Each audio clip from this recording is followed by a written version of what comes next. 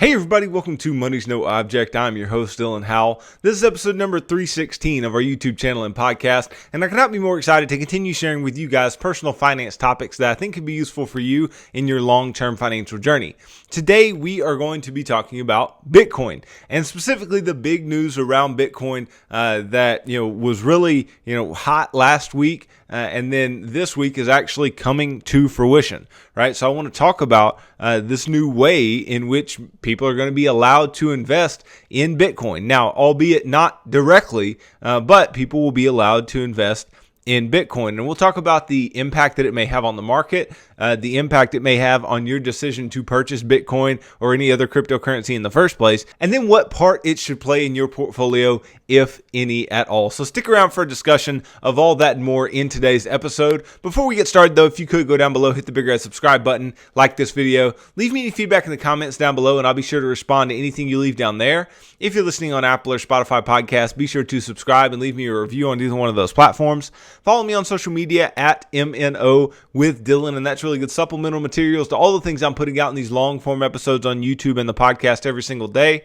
And then if you need somebody to help you to build a financial plan and keep you accountable to that plan over the long term, then I can do that. Just DM me on any of the major social media sites and tell me that you are interested in financial coaching sessions, and you and I can begin working together, pushing towards your long-term financial goals and ultimately pushing you on towards long-term financial freedom, which is what I hope for every single individual watching or listening to this show on a day-to-day basis. Now, the cryptocurrency space is set to get a huge win. Right? The SEC, the Securities and Exchange Commission, is set to let the first U.S. Bitcoin futures exchange-traded funds, ETFs, start trading this week, right? Sources familiar with the matter told CNBC that the SEC isn't likely to block the futures-based Bitcoin ETFs proposed by ProShares and Invesco. After the news spread, the price of Bitcoin surged above 60,000. And it's no surprise that the price of Bitcoin would surge if everybody's saying, hey, we're going to have another way to invest in it, right? Another more traditional way. Now, that's not to say that ETFs are the most traditional type of investment, right? But there are far more people who are more comfortable with ETFs than they are with cryptocurrencies, because we liken ETFs to the stock market, right? But if you can liken the ETF to the cryptocurrency space, then you can likely get a lot more in the way of volume, a lot more trust in Bitcoin, a lot more widespread adoption, and the more that people invest, the higher the price is going to go. And so the price is already pricing that in. Now, if you're interested in investing, financial experts recommend understanding the potential risks surrounding a futures-based Bitcoin ETF before parting with your money, right? So here's just some things to consider. And my feelings about Bitcoin cryptocurrency, but I'll rehash those later on in today's episode. So the price of the ETF won't be pegged to Bitcoin, which seems kind of strange, but let's see exactly what that means. First, it's important to understand that investing in a futures-based Bitcoin ETF is not a direct investment in Bitcoin. A futures-based ETF tracks futures contracts rather than the price of an asset. Okay, so what a futures contract is, right, just in general, it is this contract that you can purchase that says sometime in the future, right, I agree to buy whatever underlying asset at whatever that price was that I agreed to at that particular time, right? So you can have stock futures. We see those every single day before the market opens. You can see commodity futures, and then obviously currency futures as well. And that's what we're talking about here, but on a cryptocurrency stage, not the traditional currencies that we're used to. Now, as a result, a futures-based Bitcoin ETF would track Bitcoin futures contracts, right? Not the price of Bitcoin. Therefore, the price of the ETF will not match the price of Bitcoin. This difference can be a risk, right? And the reason that this is the case is that the price of a futures-based Bitcoin ETF could trade at a premium during a bull market or at a discount during a bear market, because the futures are already pricing in certain things that go on after that particular time in the spot market, right? In the market in which things are happening currently, in the market where you are buying and selling in the way that you can Bitcoin and other cryptocurrencies. Now, the difference in value is also why a futures-based ETF is likely better for short-term exposure than for buy and hold long-term investing, okay? And it's kind of clear why that would be, because if futures are agreeing to buy something in the future for a given price, right? Then you may want that exposure when the market's super volatile and maybe it's there's a lot of upward momentum or even a lot of downward momentum if you wanted to short something like that. But if you're trying to buy and hold, you want the most efficient price possible. And obviously the most efficient price would not be in something that is futures based. It would be in something that is the actual asset itself. Okay. Now, some Bitcoin supporters argue that investors may generate better returns by buying their cryptocurrency directly. However, it's impossible to predict future performance of any asset. A futures-based Bitcoin ETF could be helpful for those unsure of how to safely buy Bitcoin or those who prefer to not have the responsibility of protecting and securing their Bitcoin wallet. I think this is a good point. I like this point, right? This point is basically for people who don't necessarily trust these cryptocurrency sites, the Geminis and the BlockFis and the Coinbases of the world, right? For people who don't trust those, then this may be a good way to go about having some Bitcoin exposure because you're purchasing into this ETF that is regulated differently, right? And it's not relying on you holding the Bitcoin. It's not relying on you having to keep up with this wallet or this key, or it's not reliant on anyone's ability to keep up with the cybersecurity associated with the Bitcoin market, right? Holding an ETF is just going to derive its value from the price of the underlying. And in this case, the underlying obviously is not Bitcoin, though. It is the futures on Bitcoin, but Bitcoin underlies the futures contract. So the underlying ultimately would be Bitcoin. Now, the price of Bitcoin often swings as well. So an investor buying the cryptocurrency directly would have to be able to stomach the volatility. Okay. Now, whoever bought this ETF would have to be able to stomach the volatility as well. Ultimately, if you're deciding between investing in a futures-based Bitcoin ETF or Bitcoin itself, it depends on how much exposure you want to take on and the length of time you want to hold it for. Now, there are additional costs attached that are not associated with buying and selling the actual cryptocurrency itself. Investors should also be aware that a futures-based Bitcoin ETF could potentially be more expensive than investing in Bitcoin directly. That's because there are a number of additional costs attached to the futures contracts the ETF tracks, which can impact the price that investors end up paying. In addition, an ETF will require many middlemen in the investment, including hedge funds and ETF providers. Some in the crypto space say that an ETF would benefit these middlemen more than retail investors, especially if the ETF trades at a premium during bull markets. Hedge funds get to capture those returns. Crypto investor and former hedge fund manager Raoul Pal tweeted on Friday. Wall Street gets richer, retail investors lose again. And this is not a lie, right? It is true that there are going to be fees associated with investing in something like this, right? Any ETF that you invest in that is not a zero cost S&P 500 or broad market index is going to have a cost associated. Now, who knows what that type of cost may be? I would guess that it would be more than your basic index fund or even most ETFs. I would guess it'd be at a bit of a premium because it is the first of its kind. And if you want access to it, then they're probably going to make you pay for that access. But nonetheless, right, this is true. There is going to be a cost and the middlemen are going to make money. The middlemen also take away from the ethos of crypto assets, since the goal of decentralized peer-to-peer networks is to remove intermediaries found in traditional financial systems. So I think it's hard. It's hard to disconnect the financial system from all parts of DeFi, right? I think this decentralized finance, it's all a good idea. It's all well thought out, but ultimately there are going to be people who are only comfortable in investing in traditional things. And the only way that you're going to get them to have any interest in something like cryptocurrency is to offer them something like an ETF that can track said cryptocurrencies and do so in a more traditional way than you would, having an initial currency offering, right? An initial cryptocurrency offering. So I think all that is very, very true. Now, any exposure to crypto is risky. Okay, so investors should still know that there's a risk of experiencing a loss. Okay, although a futures-based Bitcoin ETF isn't a direct investment in cryptocurrency, right, the exposure is still risky. Right, the asset class is volatile and speculative, and in turn, you should only invest what you can afford to lose. Okay, and I'll get to this here shortly, but you know how I feel about speculation. You know that speculation should not be the majority of your portfolio, right? You know that speculation should only follow certain guidelines that I give you, and those guidelines should only be followed if you've actually started the investing process in a significant way already. Now, again, I'll go over that here shortly. As the SEC's Office of Investor Education and Advocacy tweeted on Thursday, before investing in a fund that holds Bitcoin future contracts, make sure that you carefully weigh the potential risks and benefits.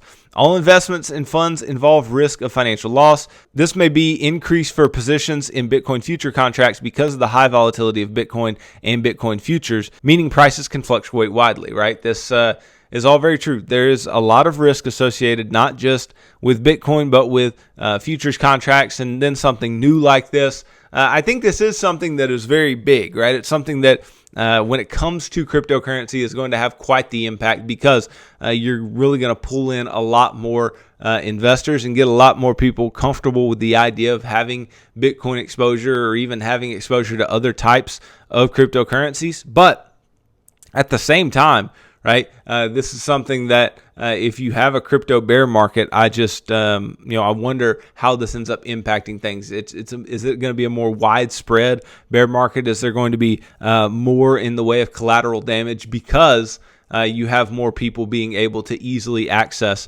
cryptocurrency without having to go too far to find it? Now, I do believe that easy access to investment is always good, right? And I've always thought that the cryptocurrency, exchanges or the, cryptocurrency sites, there's always a little more, ambiguity than there would be in certain investment sites. And so I think, having an ETF as a part of, other types of investments that you may hold, right? Because you can hold an ETF right alongside the other stocks that you own, the other ETFs that are stock ETFs or bond ETFs that you own, and you don't have to have your money at a bunch of different places. I think this is a big advantage of this particular type of ETF is that you can have consolidation of your finances. Right? You don't have to hold your money over here at BlockFi, or you don't have to hold this money over here at Coinbase. You can just hold it in your Fidelity account or your Vanguard account or whatever, right? And just pay the fee associated with the ETF, which can be a big,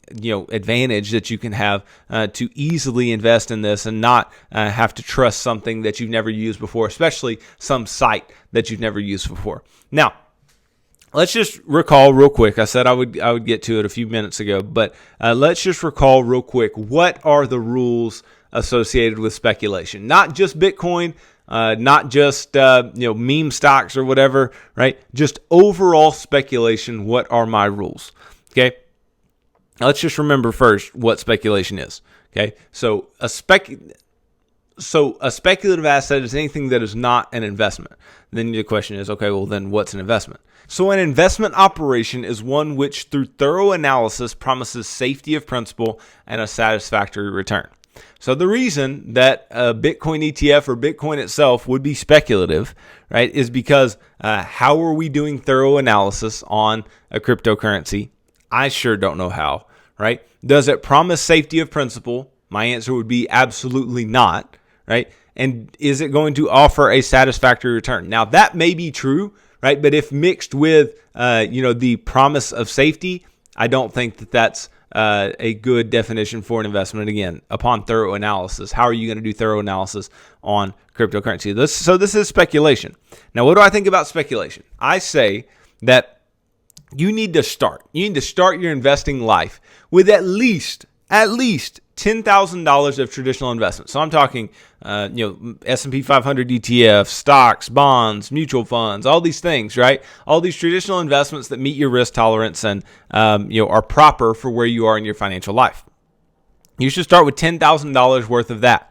Then, if you want to, right, if you feel so inclined, right, have no more than 5 to 10% of your portfolio in speculative assets, okay? Now, this would fall into these speculative assets. And when I talk about your portfolio, I'm not just talking about a particular account. I'm talking about your entire investment portfolio, right? Every investment that you have, no more than 5 to 10% in some speculative assets. Okay, so this means if you want to purchase some speculative assets at any large scale, then you're going to have more money invested, which I think is fantastic because that means you're going to have a lot more in the traditional investing space, and then you can speculate with some money that, hey, if it blows up, fantastic, and you make a lot of money, right? But if it crashes, then whatever, right? Who cares that you lost the money? And that's what was being said in this particular article, talking about if you can't stand to lose the money that you put into something like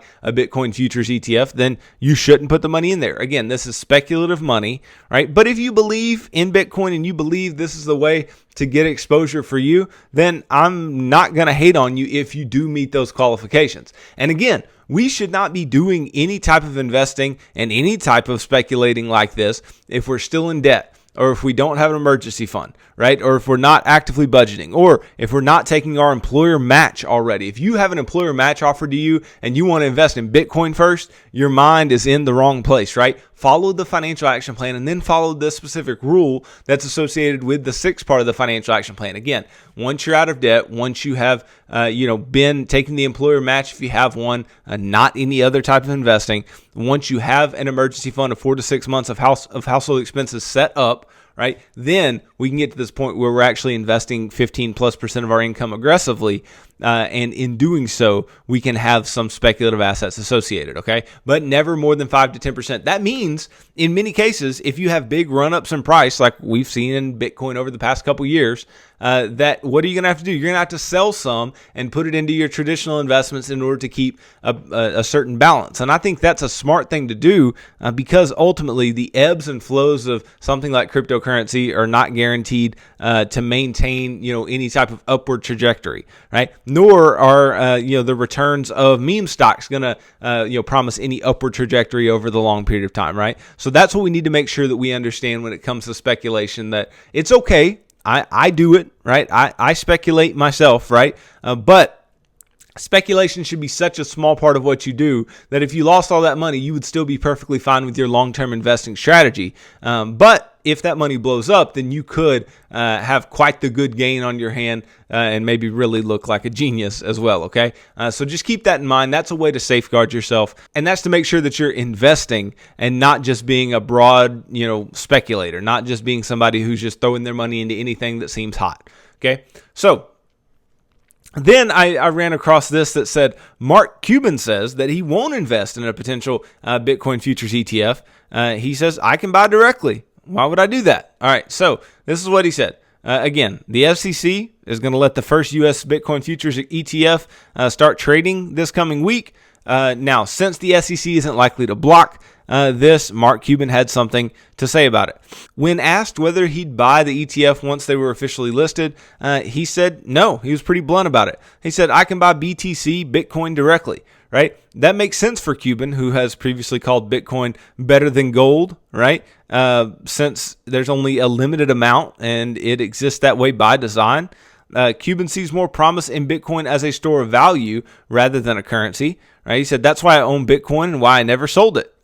Cuban also already has an extensive crypto portfolio, which includes digital coins such as Bitcoin, Ether, Dogecoin, and other altcoins, NFTs or non-fungible tokens, and many blockchain companies. He has a piece of a lot of those things, right? However, supporters of the futures-based Bitcoin ETF argue that it may offer perks over buying Bitcoin directly.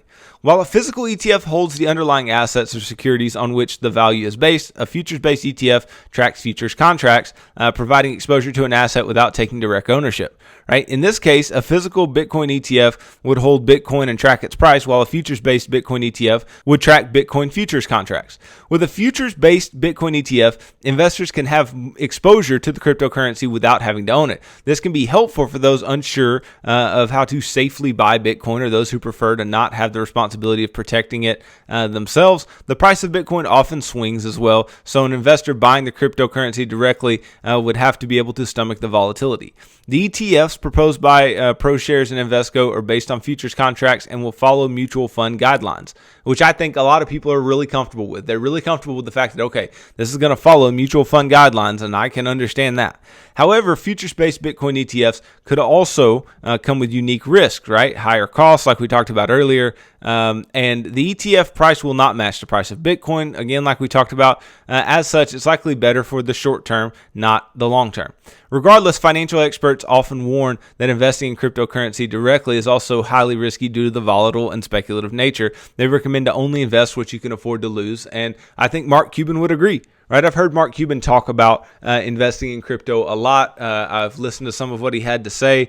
He's real big on Ethereum. He thinks it has a lot of big upside over the long term. But ultimately, right, what are we trying to get down to? We're really trying to get down to, what should I speculate in?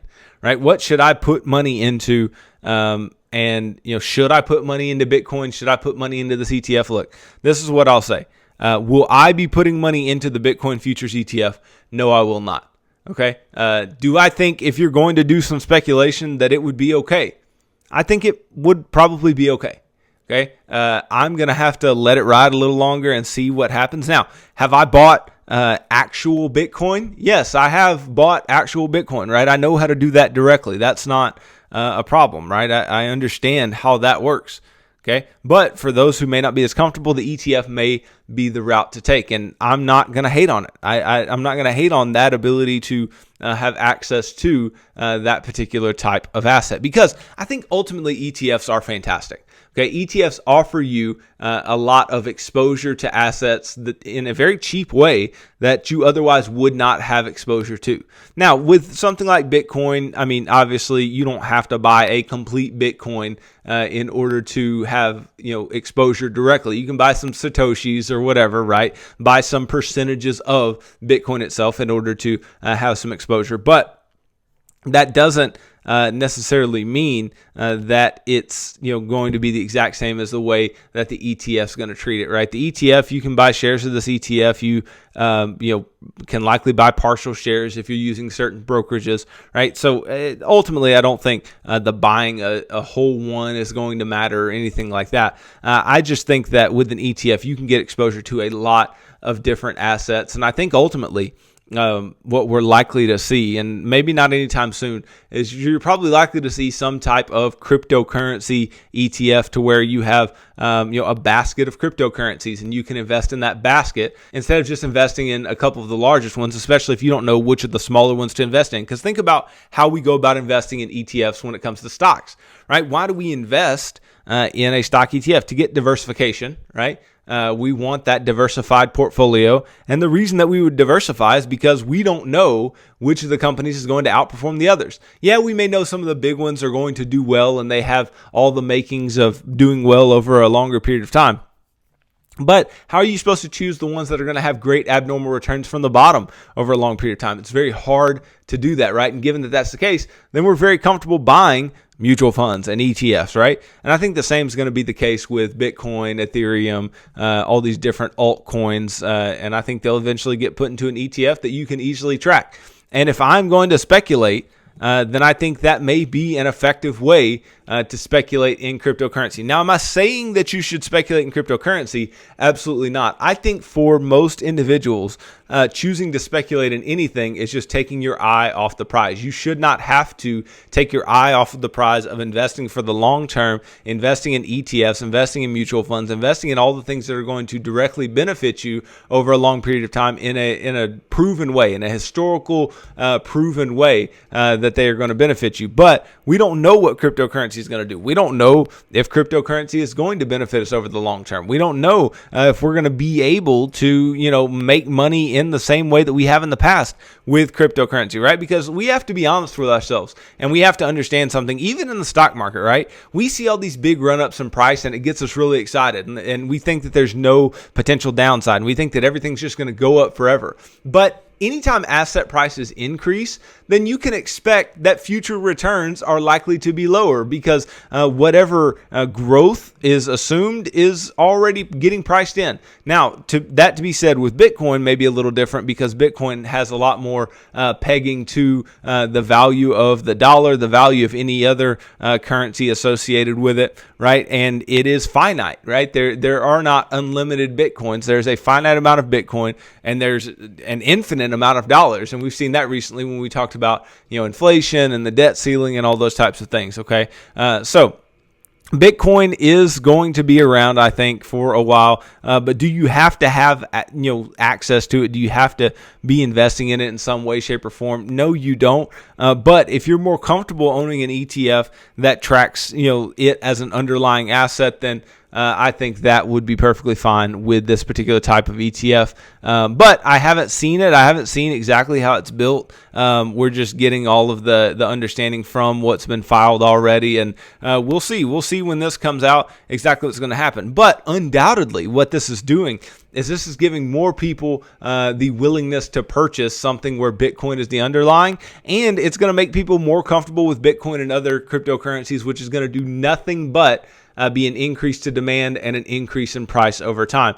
So you can expect that to be the case. Now, do I know how high the price can go and what the returns are going to be? I do not know. But what I do know is that if you have some exposure, it may not be the worst way to speculate in some way, shape, or form. Just make sure you keep it an appropriate portion of your portfolio. Because the reason I tell you guys that is that people just get way out of whack with the speculating that they do. They speculate, and then they start to think that they're a genius. They start to think that, since I speculated in this, since I bought this without doing any analysis, since I just thought that the price was going to go up and I purchased it and the price went way up, I'm smart. I'm smarter than everybody else. That's just not true, right? There are great investors who have had lulls in their investing life. And it's not because they're not great investors. It's just because the cards weren't being dealt their way for a while, right? And just because the cards are dealt your way in your speculation, don't let it trick you into thinking that you're some fantastic investor that's only going to make positive returns, that's never going to lose money,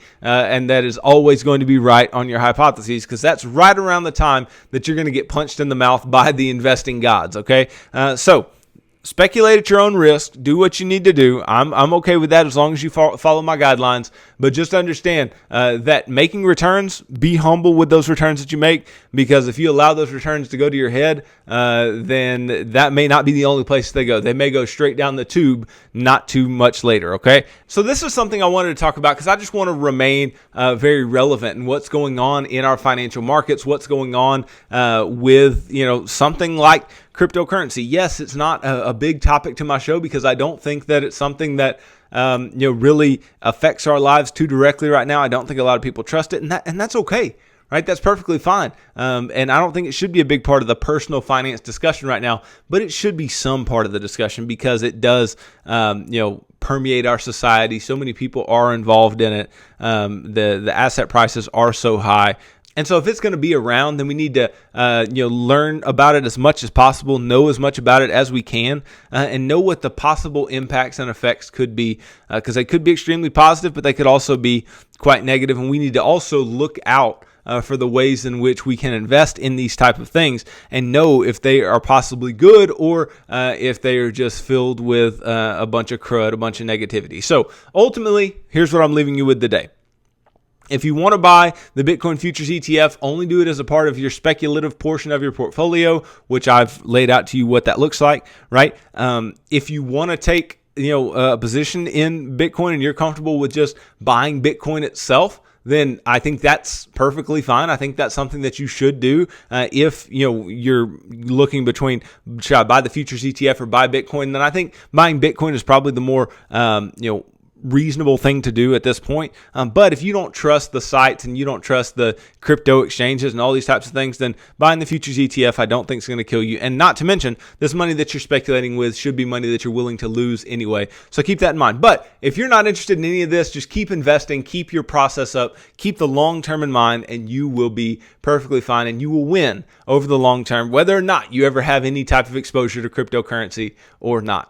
So thanks for watching this video. If you could go down below, hit the big red subscribe button, like this video, leave me any feedback in the comments down below, and I'll be sure to respond to anything you leave down there. If you're listening on Apple or Spotify podcasts, be sure to subscribe and leave me a review on either one of those platforms. Follow me on social media at MNO with Dylan, and that's really good supplemental materials to all the things I'm putting out in these long form episodes on YouTube and the podcast every single day.